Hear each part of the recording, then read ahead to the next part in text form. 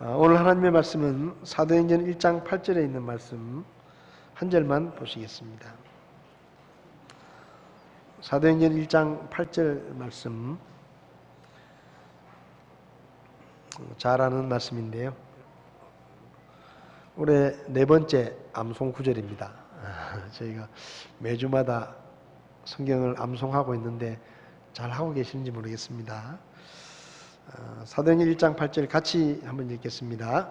오직 성령님께서 너에게 임하신 뒤에 너희가 권능을 받고 예루살렘과 온 유대와 사마리아에서 그리고 땅의 맨 끝 지역까지 이르러 나를 위한 증인이 되리라 하시니라. 아멘. 기도하시겠습니다. 살아계셔서 지금도 말씀하시고 우리에게 말씀하신 것을 순종하기를 기뻐하시는 하나님, 오늘 이 아침에도 하나님께서 우리에게 친히 말씀해 주시고 이 말씀이 사람의 음성이 아니라 하나님의 음성임을 듣게 하시고 주의 말씀에 순종함으로 2020년 한 해 선교에 저희들이 최선을 다해서 하나님을 기쁘시게 하는 한 해가 될 수 있도록 저희들을 도와주시기를 기도합니다. 주의 말씀을 통해 저희들을 가르쳐 주시옵소서. 부족한 종을 써주시기 원하며 예수님의 이름으로 기도했습니다. 아멘. 자리에 앉으시겠습니다. 오늘은 선교 주일로 2020년 한 해 동안 우리가 선교를 위해서 드릴 헌금을 약속하는 그런 주일입니다. 설교를 시작하기 전에 지난주일 암송 구절을 복습을 한번 해보겠습니다. 좀 길었죠, 그죠? 지난주에 마태복음 25장 21절 말씀은 조금 길어서 목사님 너무 길어요, 그렇게 이야기하시는 분도 계시는데 같이 한번 암송하시는 분은 눈을 감고 한번 해보시고 아직 암송을 좀 덜 하신 분들은 앞에 화면을 보시면서 같이 한번 해보겠습니다. 시작. 그의 주인이 그에게 이르되 잘하였도다 선하고 신실한 종아, 내가 적은 것에 신실하였은즉 내가 너를 많은 것을 다스릴 치리자로 삼으리니 너는 내 주인의 기쁨에 참여하라 하시니라. 마태복음 25장 21절 말씀. 아멘. 말씀을 암송을 하면 자주 생각나기 때문에 묵상을 많이 할 수 있으니까요. 올해는 매주마다 한 구절씩 말씀을 암송을 잘 따라오셨으면 좋겠습니다. 오늘 본문의 말씀은 우리가 아주 잘 아는 익숙한 말씀입니다. 예수님께서 십자가에 못 박혀 죽으신 후에 부활하시고 40일 동안 이 땅에 계셨는데 성경을 보면 예수님께서 40일 동안 부활하신 후에 이 땅에 계신 이유에 대해서 제자들에게 자신의 다시 살아나신 것을 확실히 증명해 주기 위해서 40일 동안 이 땅에 계셨다. 그리고 하나님의 왕국에 관한 말씀들을 말씀하시기 위해서 이 땅에 40일 동안 더 머물러 계셨다. 그렇게 말씀합니다. 그리고 예수님께서 40일 동안 같이 계시면서 제자들에게 부탁을 한 가지 하셨는데 예루살렘을 떠나지 말고 하나님의 약속하신 성령이 오실 때까지 예루살렘을 떠나지 말고 예루살렘에 머물면서 기다려라. 그렇게 말씀을 하십니다. 예수님께서 십자가에 죽으실 때는 제자들이 다 도망을 치고 겁을 먹었는데 예수님이 다시 부활하시고 제자들을 만나주시고 그렇게 하실 때에 아마도 제자들 마음속에는 예수님이 십자가에 죽으셨을 때 자기들이 가지고 있었던 모든 희망이 다 무너졌는데 예수님이 다시 부활하시니까 자기들이 가지고 있었던 바램과 소망을 예수님께서 이루어 주실 것이다. 그런 생각이 들었는지 제자들 중에 어떤 제자들이 예수님께 예수님, 이제 예수님이 십자가에 죽으시고 다시 살아나셨으니까 우리 이스라엘 나라를 좀 이 로마의 식민 통치에서 해방시켜 주십시오. 하나님께서 분명히 이스라엘을 회복시키신다고 했는데 지금이 그때입니까? 이렇게 물었습니다.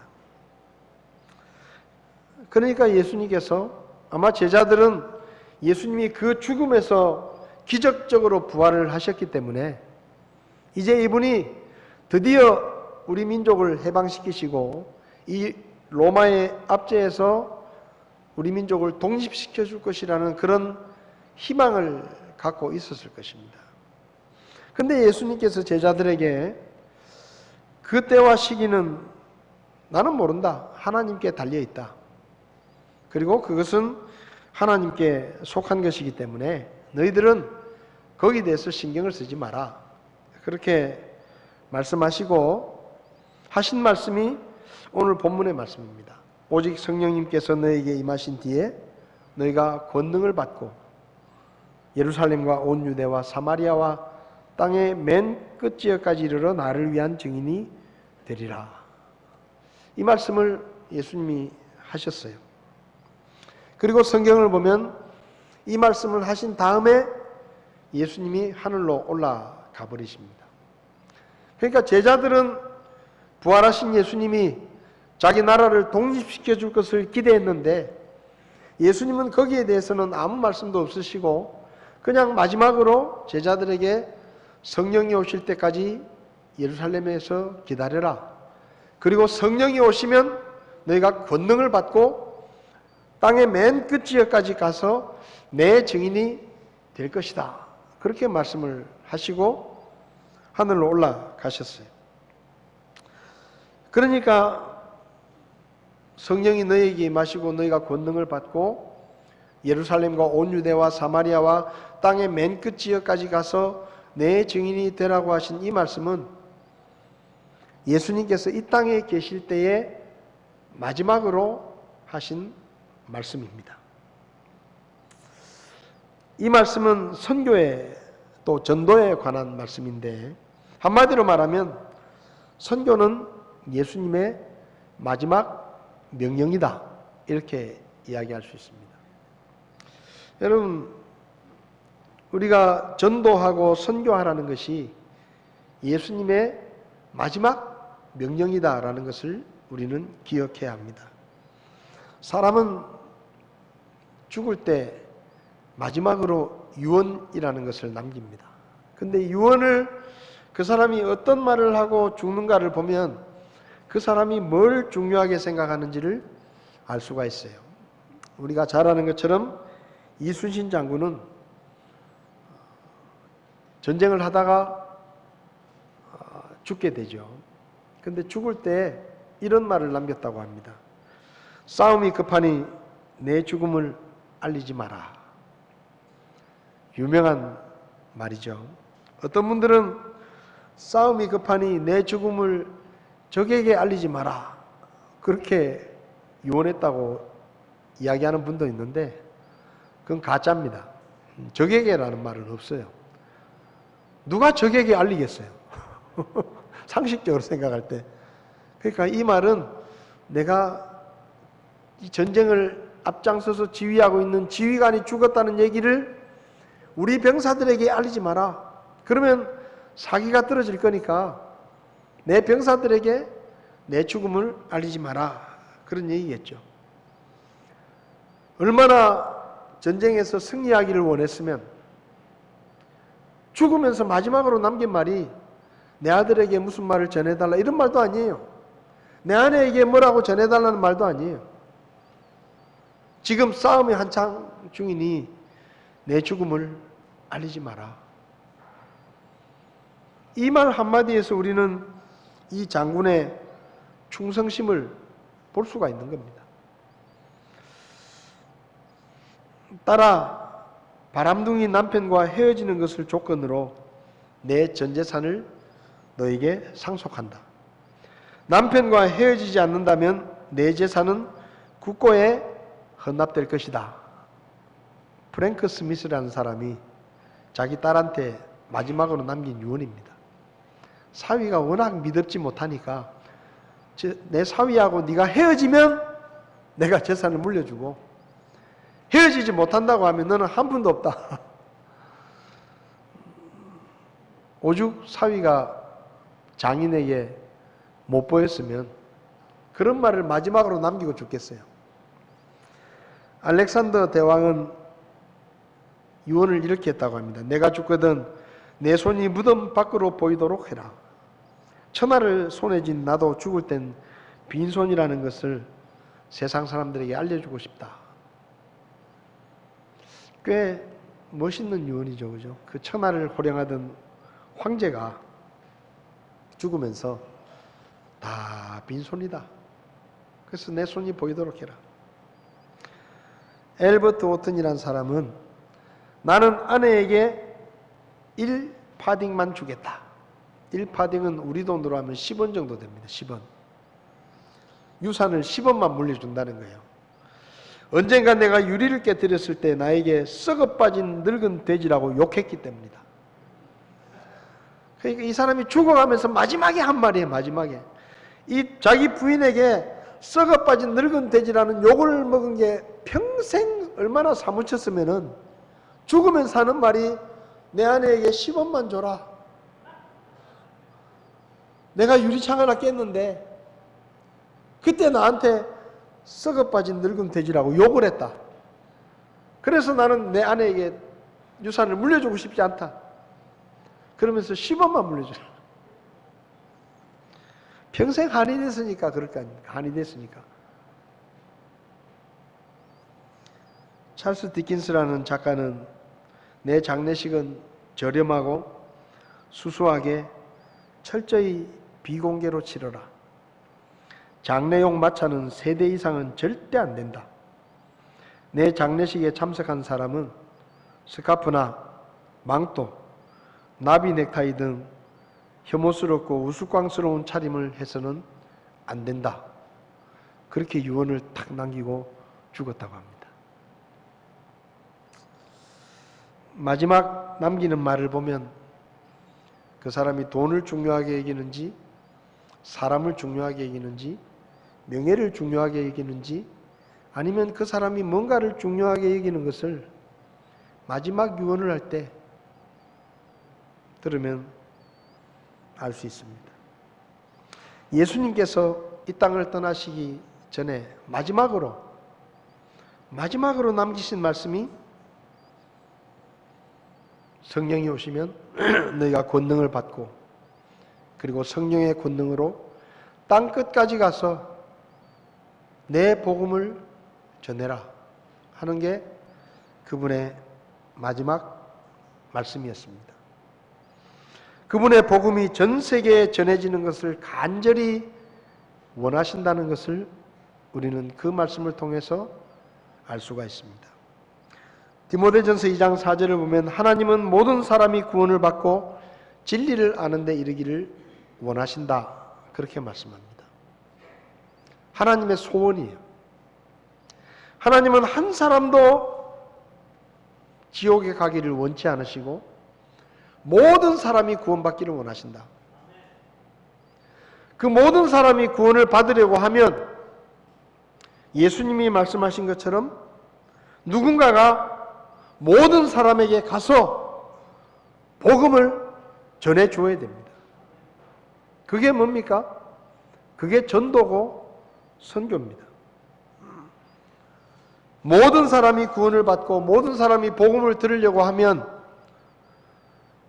모든 사람에게 나가서 복음을 전해주는 목회자들과 선교사 같은 사역자들이 있어야 됩니다. 그리고 그 선교사들과 사역자들이 먹고 사는 걱정을 하지 않고 복음을 전하는 일에 전념할 수 있도록 그들을 도와주고 경제적인 필요를 공급해주는 교회와 성도들이 있어야 합니다. 우리나라의 성서침례교회가 세워질 수 있었던 것도 6.25 전쟁으로 폐허가 된 이 땅에 미국의 선교사들이 들어와서 복음을 전했습니다. 그리고 그 선교사들을 미국에 있는 교회들이, 성도들이 선교헌금을 해가지고 그들의 생활을 지원하고 후원하고, 그들이 다른 일을 하지 않아도 먹고 살 걱정을 안 할 수 있도록 헌금을 보내주었기 때문에 우리나라에 성서침례 교회가 세워질 수 있었다는 말입니다. 우리가 모두가 다 직접 선교지에 나가서 복음을 전할 수는 없습니다. 우리가 다 몽골에 가고 대만에 가고 필리핀에 가고 일본에 가고 미얀마에 가고 인도네시아에 가고, 우리가 다 그렇게 뿔뿔이 흩어져서 복음을 들어야 될 사람들에게 다 나가서 선교사로 나가서 전도할 수는 없지만, 우리가 거기 가서 선교하는 선교사들이나 교회를 개척하는 개척교회나 미자립교회의 필요를 우리들이 헌금을 해서 채워주면 거기서 사역하는 분들이 생활에 걱정을 하지 않고 복음을 전하는 일을 할 수가 있는 것입니다. 2020년에 우리는 작년에 했던 것과 마찬가지로 예수님의 마지막 명령인 선교에 참여해야 하고, 그리고 하나님의 소원을 이루어드리는 일에 우리의 돈을 쓰고 우리의 시간을 쓰고 우리가 기도해주고, 그래서 어려운 교회들과 선교사님들을 도와야 하기 때문에 오늘 우리는 선교헌금을 약속하는 것입니다. 그 다음 두 번째로 오늘 본문에서 우리가 발견하는 선교의 원리는, 선교는 사람의 힘으로 하는 것이 아니라 성령의 능력으로 하는 것이다 라는 것을 알 수 있습니다. 사도행전 1장 4절과 5절을 보면 예수님께서 제자들에게 예루살렘을 떠나지 말고 기다려라. 언제까지 기다리느냐? 하나님이 약속하신 성령이 오실 때까지 기다려라. 그리고 그 성령이 오시면 그분의 권능을 받은 후에 예루살렘과 온 유대와 사마리아와 땅의 맨 끝 지역까지 가서 내 복음의 증인이 되라. 그렇게 말씀하십니다. 예수님께서 제자들에게 자 이제 내가 하늘로 올라가니까 너희들은 당장 흩어져서 복음을 전하러 가라. 그렇게 말씀하지 않으셨어요. 예루살렘에서 당분간 기다려라. 성령이 오실 때까지 기다려라. 그리고 성령이 오시면 너희가 성령의 권능을 받고 그 다음에 예루살렘과 유대와 사마리아에 그리고 땅의 맨 끝 지역까지 가서 복음을 전해라 라고 말씀하십니다. 무슨 말입니까? 복음을 전하는 일과 선교하는 일은 사람의 힘으로 하는 게 아니라, 사람의 힘과 능력으로 할 수 있는 것이 아니라 성령의 능력으로 할 수 있는 일이기 때문에 섣불리 나가서 일하려고 하지 말고 성령이 오실 때까지 기다리라는 거예요. 그리고 성령이 오시면 그분이 너희에게 권능을 주실 것이다. 그리고 그 권능을 받고 난 다음에 가서 복음을 전하라. 그렇게 말씀합니다. 우리가 읽은 사도행전 1장 8절은 사도행전 전체의 핵심 구절입니다. 그리고 이 사도행전 1장 8절이 있었기 때문에 사도행전이라는 성경이 쓰여질 수 있었고, 사도행전에 나타난 교회들의 부흥과 역사들이 가능했다. 이렇게 우리는 이야기할 수 있습니다. 사도행전에 기록된 교회의 부흥과 복음의 확산은 사람의 힘으로 이루어진 게 아니라 성령의 능력으로 이루어진 일입니다. 오순절날 성령이 임하고 베드로와 사도들이 설교를 합니다. 여러분, 베드로가 누구죠? 베드로는 전직 어부입니다. 물고기를 잡던 어부들. 제자들 중에 대부분이 시골 출신이고 그렇게 많이 배운 사람들도 아니고 그렇게 똑똑한 사람들이 아닙니다. 말을 잘하는 사람들이 아니에요. 근데 성령이 임하고 나서 사도행전 2장 4절을 보면 그들이 다 성령님으로 충만하여 성령께서 그들에게 말하게 하시는 대로 다른 언어들로 말을 했다. 여기 방언으로 말했다고 개역성경에 되어 있는데,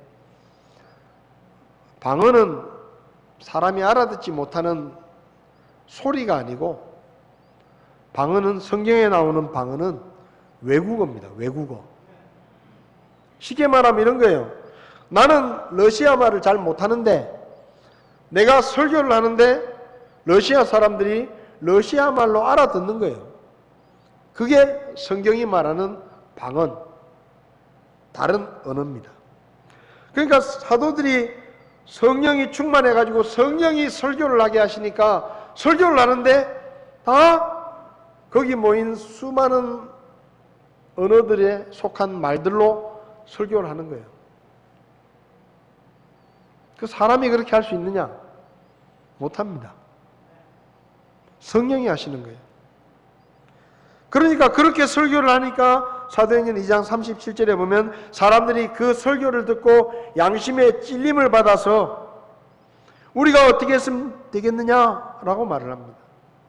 그러니까 베드로가 회개하라, 그리고 예수 그리스도의 이름으로 침례를 받고 죄들의 사면을 받아라, 이렇게 말하죠. 예수 믿고 구원받으라는 얘기예요. 그러니까 그 말을 듣고 41절을 보면 그 말을 듣고 예수님을 믿고 침례를 받은 사람이 3,000명 이상이 됐다라고 말합니다. 여러분, 말을 잘하는 제자들도 아니에요. 많이 배운 것도 아닙니다. 근데 말주변도 없었던 그 사람들이 설교를 했는데 그날 하루에 3,000명이 넘는 사람들이 그 말을 듣고 감동을 받아가지고 예수님을 믿고 침례를 받았다. 이건 사람이 한 게 아니에요. 사도행전 4장과 5장을 보면 계속해서 사도들이 복음을 전했는데 어떨 때는 또 5,000명이 구원을 받고 계속해서 많은 사람들이 구원을 받고 교회가 성장했습니다.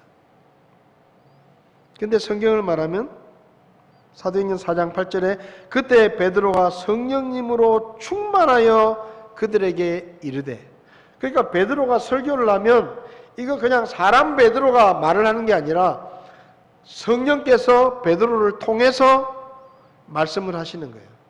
그게 성령의 능력이 나타나는 겁니다. 그리고 사도행전 5장에도 보면 사도들을 통해서 백성 가운데 많은 기적들이 일어났다. 이 기적들도 사람의 힘으로 하는 게 아니라 성령의 권능으로 하는 거예요. 여러분, 우리가 복음을 전해서 영혼이 구원받는 것, 그리고 우리가 선교원금을 들여서 선교하는 그 일은 사람의 힘으로 하는 게 아닙니다. 사람의 능력으로 하는 게 아니에요. 성령의 권능을 통해서만 할 수 있는 일입니다. 오늘 여러분들이 선교원금 약속을 합니다. 근데 이렇게 생각하지 마세요. 내가 얼마를 벌고 내가 얼마를 쓰고 얼마 정도 여유가 있으니까 그 중에 얼마를 선교원금으로 하면 되겠다. 그렇게 계산하지 마세요. 선교는 사람의 힘으로 하는 게 아니에요. 하나님의 능력으로 하는 것입니다. 여러분들이 하나님 앞에 선교를 위해서 약속을 하면 하나님께서 특별한 방법으로 여러분에게 그 선교원금을 할 수 있는 능력을 주신다고 저는 믿습니다. 여러분들이 선교원금을 약속하면 작년에 병원 다닌다고 몇백만 원 쓴 사람도 하나님이 건강하게 하셔가지고 그 돈을 안 쓰게 하실 수도 있어요. 그래서 선교원금 하는데 어려움을 겪지 않게 하실 수도 있습니다. 여러분이 믿음으로 약속을 하면 사업하시는 분들은 경제가 어렵다 말하지만 여러분들이 하나님을 위해서 하나님의 성령의 도우심을 믿고 믿음으로 약속을 하면 하나님께서 여러분의 사업이 잘 되게 해주실 것이라고 저는 그렇게 믿습니다. 왜요? 이건 우리 힘으로 하는 게 아니에요. 성령의 능력으로 하는 거예요. 우린 이미 그것을 경험했습니다. 4년쯤 전에 정 목사님이 제가 앞으로 어떻게 사역 계획을 갖고 있냐, 목사님 3년쯤 있다가 교회를 개척하려고 합니다. 그러냐? 그러면 우리 교회도 개척을 준비해야 되겠다. 그래서 혁신교회 개척을 준비하면서 개척 자금 5천만 원을 목표로 우리가 3년 동안 매월 100만 원씩 적립을 하고 5천만 원을 목표로 계획을 세웠습니다. 근데 사실 5천만 원이란 돈이 크면 크다고 할 수 있지만 우리 교회 형편으로는 사실은 쉽지 않은 일이었어요. 만만한 일이 아니었습니다. 근데 지난해 결산 보고 들으셨죠? 우리가 5천만 원 계획을 하고 헌금을 하고 준비를 했는데 5,585만 원 정도가 헌금이 돼가지고 10%가 더 더해졌습니다. 다른 교회들에서도 헌금을 보내주고요. 그랬어요. 지난해 화면을 좀 넘겨주세요. 지난해 우리 혁신교회가 저에게 보고하기를 혁신교회가 3월 달부터 이제 예배를 드리고 헌금을 했는데 12월 달까지 3,680만 원의 수입이 있었다. 그러니까 9개월 동안이죠. 매월 월세 71만 원을 냅니다. 목사 사례비를 150만 원 정도 지출합니다. 각종 관리비와 공과금을 냅니다. 그리고 건축 적립금을 400만 원 따로 적립을 했습니다. 그리고도 500만 원 정도가 남았다. 그런 재정 보고를 제가 받았습니다. 여러분, 이게 이해가 되세요? 5천만 원 계획 세울 때 우리가 할 수 있을까 했는데 하나님께서 10% 더해서 5,500, 거의 5,600만 원 정도가 헌금이 됐어요. 개척을 했습니다. 성도가 많지 않습니다. 3월 달부터 12월 달까지 9개월 동안 3,680만 원이 헌금이 들어왔어요. 선교헌금도 들어오지만 심지어 정 목사님 개인적으로 아는 분이 11조를 매월 보내왔습니다. 그게 거의 한 520만 원 정도 됩니다. 우리 교회에서 기부금 영수증을 떼드렸습니다. 아무리 생각을 해봐도 이 일은 우리가 한 일이 아니에요. 성령께서 도와주셔서 우리가 할 수 있었습니다. 우리보다 훨씬 큰 교회도 교회를 개척할 생각조차 하지 못하는데 우리 교회가 어쨌든 개척을 했고 몇몇 성도들이 거기 갔고 그리고 그 교회가 9개월 동안 거의 4천만 원 가까운 헌금이 나왔고 적자 보지 않고 하나님의 은혜로 그렇게 이어져 왔습니다. 어제 정 목사님 오셔서 같이 기도하면서 올해는 새로운 영혼들이 좀 많이 더해졌으면 좋겠다. 우리가 같이 기도하고 하나님께서 도와주시기를 같이 기도했습니다. 여러분, 우리가 만약에 인간적인 계산을 하고 우리가 그거 할 수 있겠나 생각을 하고 아예 포기했더라면 혁신교회는 없습니다. 없어요. 그리고 하나님께서 채우시는 것을 우리가 경험하지 못했을 것입니다. 근데 우리가 버거웠지만 만만치 않았지만 하나님이 원하시는 일이니까 저희가 순종하겠습니다. 순종하기로 결심하고 시작했습니다. 하나님이 채워주셨어요. 저는 하나님께서 그분의 일을 이루신다라고 믿습니다. 성령의 능력으로 우리가 그 일을 할 수 있는 것이지, 그래서 제자들에게 기다리라고 한 거예요. 너희가 당장 인간적인 생각을 가지고 사람의 힘과 능력으로 나가면 얼마 되지 않아서 너희들이 포기하게 될 것이고 중단하게 될 것이고 그 일은 할 수 없는 일이다. 그래서 성령이 오신다. 성령이 오시면 그분의 권능을 입으면 너희들이 할 수 없는 일을 성령께서 하게 하실 것이고 너희들이 할 수 없는 일들을 그분이 이루실 것이다. 그러니까 기다려라. 성령이 오시면 그분의 권능을 입고 나가라 라고 말씀하신 거예요. 여러분, 오늘 여러분들이 선교헌금을 약속할 때 여러분에게 남은 잔돈으로 선교하려고 하지 마십시오. 내가 밥 한 끼를 차라리 굶더라도 내가 주님을 위해서 더 드리겠다. 이건 여러분, 선교헌금은 의무가 아니에요. 11조는 우리가 하나님 앞에 하나님의 것을 마땅히 드려야 되는 것이지만 선교헌금은 하고 싶은 사람들만 하는 겁니다. 근데 제가 왜 강조합니까? 하나님께 드리면 여러분 절대 손해보지 않아요. 하나님께 드리면 하나님이 가만히 있지 않아요.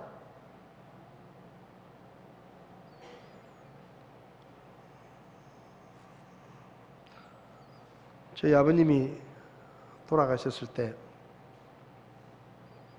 아버님이 통장이 하나 있었습니다.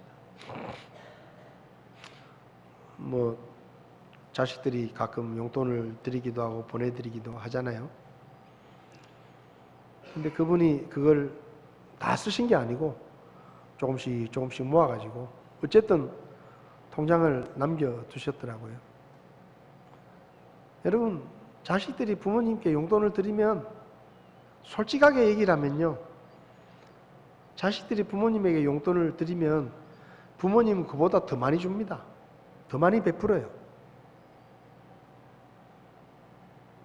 하나님께서 그분이 원하시는 일을 위해서 우리가 헌신하고 우리가 드리겠다고 할 때 하나님께서 기뻐하십니다. 그리고 채우십니다. 혁신교회 정 목사님이 개척을 나갈 때 제가 그랬습니다. 개척 예배를 드리고 제가 이렇게 말했어요. 여기까지다. 내가 목사님을 도와드릴 수 있는 거, 우리가 도와드릴 수 있는 건 여기까지다. 이제부터는 목사님 몫이다. 하나님 앞에서 기도하고 또 열정적으로 복음을 전하고 그리고 하나님께서 교회의 필요들을 채우시도록 기도해라. 물론 내가 목사님들에게 선교헌금을 좀 부탁을 할 수도 있겠지만은 그렇지만 그게 다가 아니다. 목사님이 기도하고 하나님의 도우심을 구하고 하나님께 필요를 채워달라고 더 간절히 기도하고 그렇게 해라. 모교에 너무 믿지 마라. 제가 그랬어요. 하나님께서 채우시는 거예요. 선교는 우리 힘으로 우리가 가진 것으로 하는 게 아니라 하나님께로부터 받아서 그분의 권능으로 하는 것입니다. 올해 선교에 동참하시기 바랍니다. 절대 하나님께서 여러분에게 손해를 끼치지 않으십니다. 제가 그래서 선교는 정말로 강조해요. 여러분들이 약속을 하고 연말에 제가 만약에 여러분들이 약속을 했는데 헌금을 많이 안 드렸으면 제가 12월 달에 매주일마다 선교헌금 안 하신 분들 하라고 제가 독촉을 했을 거예요. 다른 헌금은 제가 그런 얘기 안 합니다. 그건 하나님과의 관계의 문제니까. 근데 선교헌금은 일단 약속을 하면 우리가 선교지에다가 통보를 하거든요. 우리가 당신들을 매달 얼마씩 후원하겠습니다. 계획을 세우고 집행을 해야 되는데 선교헌금을 약속만 하고 안 하면 부도나는 거잖아요. 어려운 교회 부도내면 안 되는 거예요. 그래서 제가 독촉을 해요. 근데 제가 연말에 독촉을 안 하면 98% 이상 약속한 대로 헌금을 했구나. 그렇게 생각하시면 돼요. 작년에 여러분들이 약속을 하신 분들이 신실하게 헌금을 해주셔서 선교를 잘했습니다. 감사합니다. 올해도 동참해 주시기 바랍니다. 나는 별로 돈이 없다. 그러면 1,000원이라도 하세요. 1,000원이라도 헌금을 하면 그 다음에 뭐가 따라오는지 아세요? 기도가 따라오는 겁니다. 하나도 안 하고 있으면 기도도 안 해요. 근데 뭔가 내가 거기 심으면 멀쩡한 밭에 아무것도 안 심으면 지나가면서 한 번도 안 가봅니다. 근데 뭐 콩이라도 하나 심어 놓으면 지나가면서 가보게 되는 거예요. 하나 심어 놓으면 가서 물이라도 주는 겁니다. 잡초라도 뽑는 거예요. 선교헌금 하나도 안 하면 뭐 선교 편지가 오든지 말든지 뭐 관심도 없어요. 근데 여러분이 1,000원이라도 선교헌금을 하면 그래도 한 달에 한 번이라도 기도하게 되고 관심을 갖게 되고 하는 겁니다.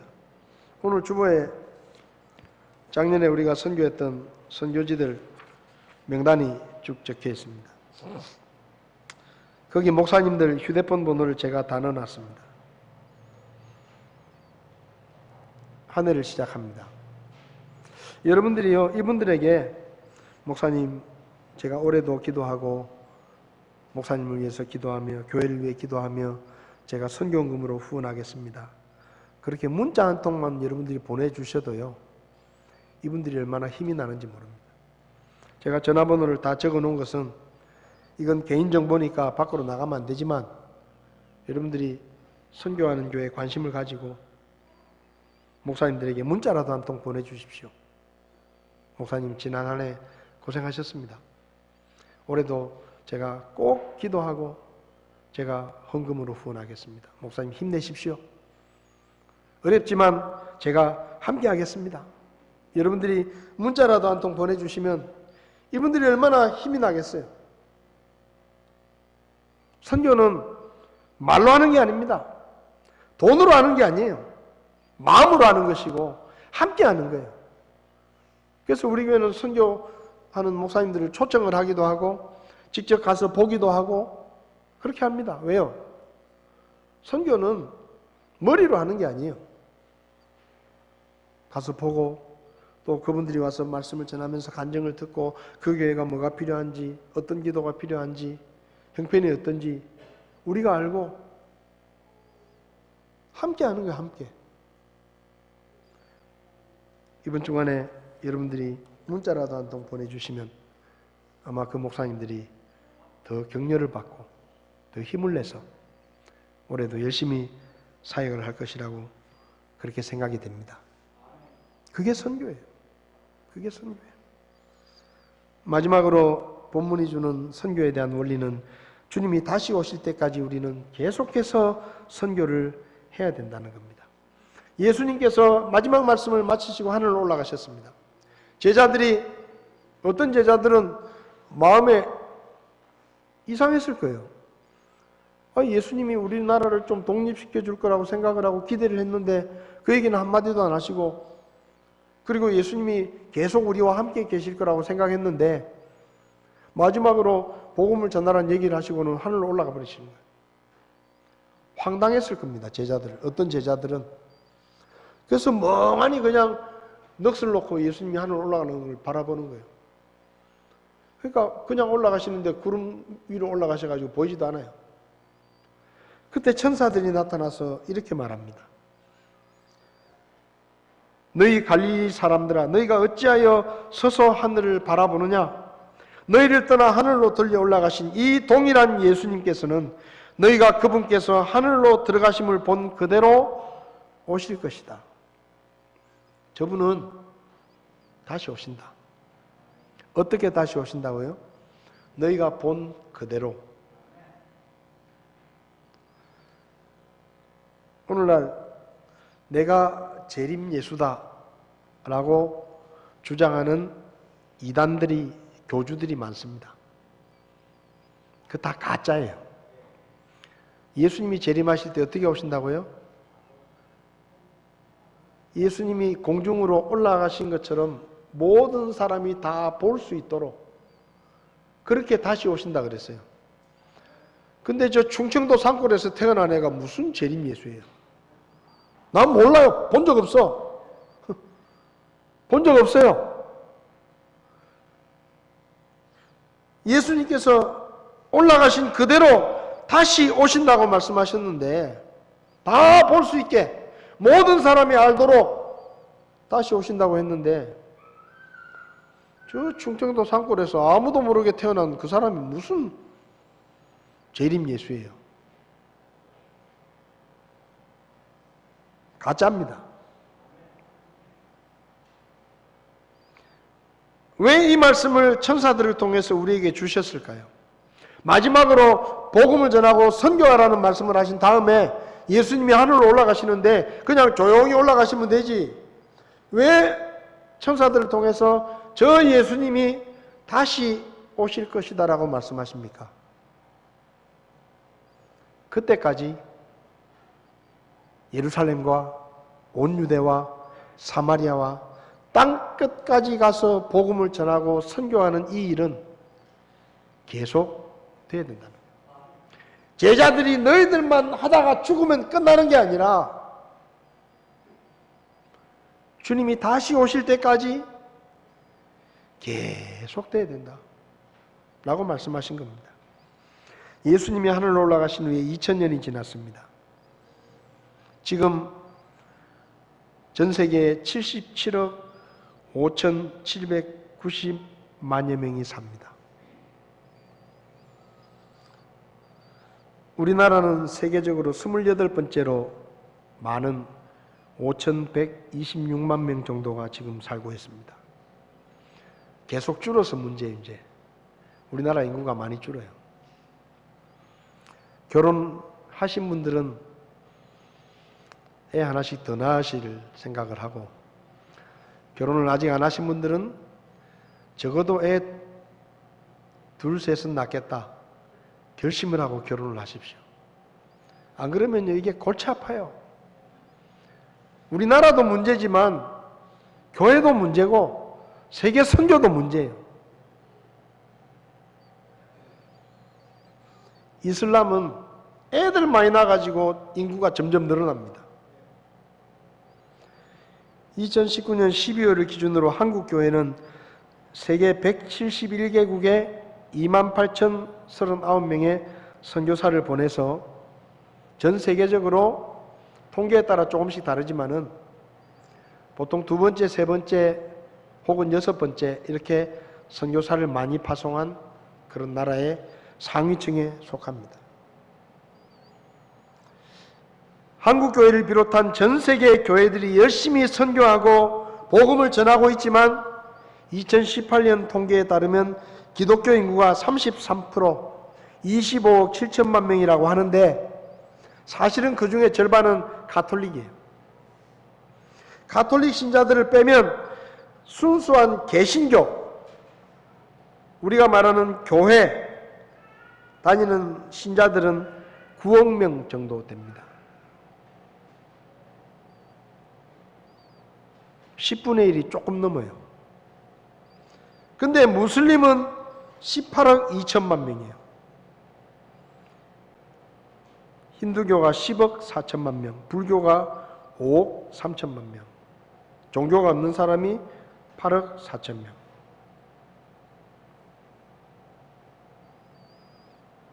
근래 종교 추세를 보면 개발도상국에서는 이슬람교의 숫자가 급증하고 있고 아시아와 선진국에서는 무종교주의자들이 점점 늘어나고 있습니다. 종교가 없는 사람들. 이슬람교는 2008년에 전 세계 인구의 19.2%밖에 되지 않았는데 10년이 지난 지금 24%가 돼서 4.8%가 증가했습니다. 1950년대 미국에서 조사를 했는데 신을 믿지 않는다 라고 말한 사람이 5% 정도였는데 지금은 30% 정도가 신을 믿지 않는다 라고 대답을 합니다. 미국뿐만 아니라 캐나다도 30%, 프랑스 33%, 네덜란드 40%, 노르웨이 45%, 일본 57%, 우리나라도 56%의 사람들이 신을 믿지 않는다. 그렇게 이야기한다고 합니다. 무슨 말입니까? 아직도 복음을 알지 못하는 사람들이 아직도 많다. 아직도 복음을 들어야 될 사람들이 아직도 많다. 그리고 지금 이 시대가 어느 때보다 세계 선교에 더 열심히 해야 되는 시대다라는 것을 데이터가 우리에게 보여주는 겁니다. 지난 한 해 우리가 국내 8개 교회 또 재단법인 신학교 등 3개 기관 선교사, 해외 선교사 2가정을 저희들이 후원을 했습니다. 지난해는 우리가 혁신교회를 개척해가지고 선교를 많이 하지 못하고 조금 줄이기도 했는데요. 지난해 우리가 혁신교회를 개척하는데 5,142만 5,060원을 썼습니다. 교회를 개척하는 일에. 그거 빼놓고 그거 다 제외하고 우리 교회가 1억 2,700만 원을 지출했는데 그 중에 선교원금이 1,784만 원. 화면 좀 넘겨주세요. 개척원금이 624만 원. 그래서 우리 교회가 작년에 선교하는데 2,408만 원 정도를 썼습니다. 우리 교회 전체 지출의 19% 정도 됩니다. 제가 처음 우리 교회 왔을 때 전체 헌금의 11조를 선교헌금으로 쓴다고 그렇게 제가 들었습니다. 그래서 일반 재정과 선교헌금을 분리해 가지고 제가 기도하기는 우리 교회가 최소한 20% 정도는 우리 교회를 위해서 쓰지 않고 어려운 교회나 선교사님들이나 개척교회나 이런 데를 돕는 일에 선교를 위해서 썼으면 좋겠다. 제가 마음속으로 정하고 기도했습니다. 작년에 우리가 19% 정도 재정을 우리 교회에서 쓰지 않고 밖으로 썼습니다. 어떻게 이렇게 할 수 있었을까? 우리 교회가 무슨 수천 명 모이는 교회도 아닌데 정말로 저는 이거 하나님이 하신 일이라고 믿습니다. 하나님이 하신 일이에요. 이 모든 일을 할 수 있도록 헌금해 주신 모든 분들께 감사를 드립니다. 그리고 작은 교회인 우리 교회가 교회를 개척하는 일과 또 교회와 선교사님들을 후원하고 도울 수 있도록 우리에게 필요한 재정을 허락해 주신 하나님께 감사를 드립니다. 2020년에도 우리는 여전히 하나님의 소원을 이루어 드리기 위해서 선교를 해야 됩니다. 우리가 도와주고 선교해야 될 교회들이 많고 선교사님들도 많습니다. 그래서 여러분들의 헌신이 필요합니다. 여러분들의 믿음과 선교헌금이 필요한 겁니다. 여러분, 우리 교회가 이렇게 채워지는 이유는 우리 교회 11조를 많이 하는 대단한 사업가도 없습니다. 근데 하나님께서 이렇게 채워주시는 이유는 우리가 열심히 선교하기 때문입니다. 우리가 열심히 하나님의 말씀에 순종하기 때문에 하나님께서 채워주신다고 저는 그렇게 믿습니다. 올 한 해 또 하나님께서 우리를 채워주실 것입니다. 우리가 믿음으로 약속하고 금액에 상관없이 모든 성도들이 동참하고 함께 주님의 일을 이루기 위해서 우리가 힘을 모은다면 하나님은 우리의 그 결심에 더 큰 손을 다하셔서 넘치도록 그 일을 할 수 있도록 우리에게 복을 주실 것입니다. 선교는 누가 한다고요? 사람이 하는 게 아니에요. 성령의 능력으로 하는 것입니다. 올 한 해 우리가 성령의 능력을 힘입어서 또다시 주님의 일에 쓰임받고 하나님 앞에 영광스러운 교회로 주님을 섬기는 한 해가 되었으면 좋겠습니다. 다시 한번 사도행전 8장 1장 8절 말씀을 읽고 말씀을 마치겠습니다. 성령의 능력을 간절히 구하고 하나님께서 올해 우리를 채우실 것을 기대하는 마음으로 사도행전 1장 8절 말씀 다시 한번 함께 읽겠습니다. 같이 읽겠습니다.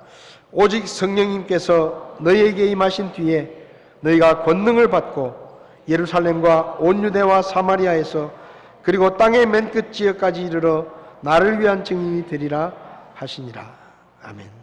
기도하시겠습니다. 다 눈을 감으십시오.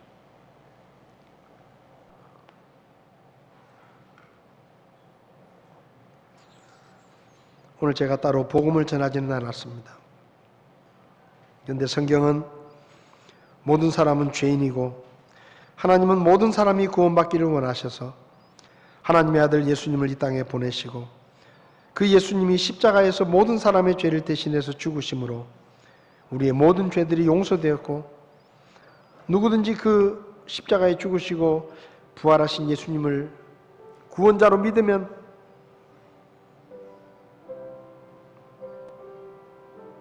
죄 사함을 얻고 구원을 받는다고 약속하셨습니다. 여러분 가운데 목사님 오늘 제가 교회에 나왔지만 아직 제가 예수님을 제 구원자로 믿지는 않습니다. 그런데 오늘 말씀을 들으며 모든 사람이 구원받기 원하시는 그 하나님의 소원을 제가 알게 됐습니다. 저도 예수님을 믿고 구원받기 원합니다. 혹시 그런 분 계시면 오른손을 잠깐 들어주시면 제가 기도해 드리겠습니다. 그런 분 계시지 않습니까? 성도 여러분, 우리는 누군가의 헌신과 누군가의 헌금 때문에 우리는 복음을 들을 수 있게 되었었고 구원을 받을 수 있었습니다. 지금 이 지구상에 아직도 복음을 듣지 못하고 영원한 멸망을 향해 가고 있는 수많은 사람들이 있습니다. 그들에게 목회자들이 필요하고 선교사들이 필요합니다. 그리고 그들을 후원할 후원자들이 필요합니다. 저와 여러분들이 보내는 선교사가 되어서 올해도 선교헌금에 동참함으로 주님의 일을 함께 이루는 그런 동역자들이 되어주시기를 부탁을 드립니다. 하나님께서 역사하실 것입니다. 하나님께서 채우실 것입니다. 믿음으로 이 거룩한 일에 동참해 주시기를 부탁을 드립니다. 이 시간 우리 자리에서 다 일어나셔서 찬송가 505장 3절 가사를 생각하시면서 3절 찬송하신 다음에 기도하고 예배를 마치겠습니다.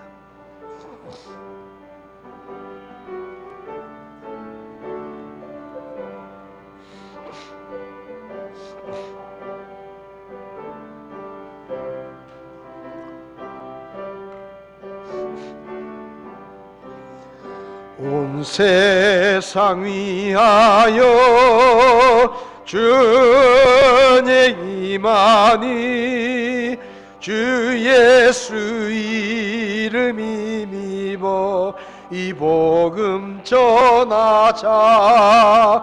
먼 곳에 나가서 전하지 못해도 나 어느 곳에 있든지 늘 기도 힘쓰리.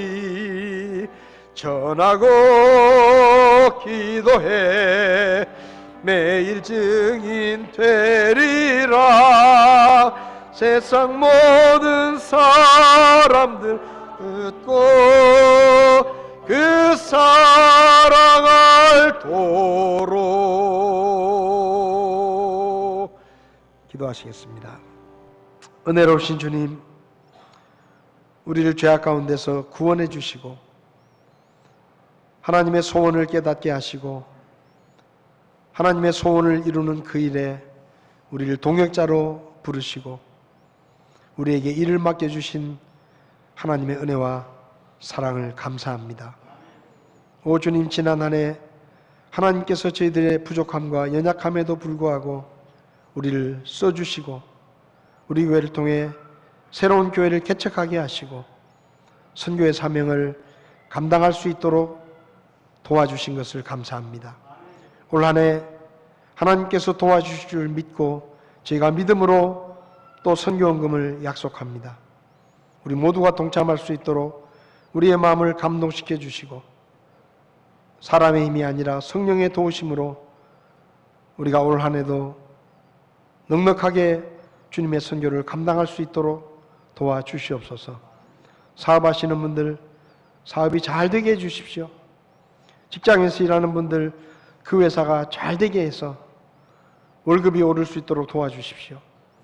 우리의 건강을 지켜주셔서 우리가 헛된 일에 돈을 쓰지 않고 하나님의 영광을 위해서 주님의 일을 이루는데 더 많은 돈을 쓸 수 있도록 우리를 도와주시고 보호해 주시기를 기도합니다. 우리가 선교하는 교회들, 선교사님들 올 한 해도 건강케 하시고 그 교회와 선교사님들을 통해 주의 복음이 전파되며 잃어버린 영혼이 구원받으며 교회가 더 든든히 세워질 수 있도록 하나님께서 도우시고 채워주실 줄을 믿고 감사를 드립니다. 올 한 해도 저희들을 복음을 전하는 일과 선교하는 일에 써 주시옵소서. 예수님의 이름으로 기도했습니다. 아멘.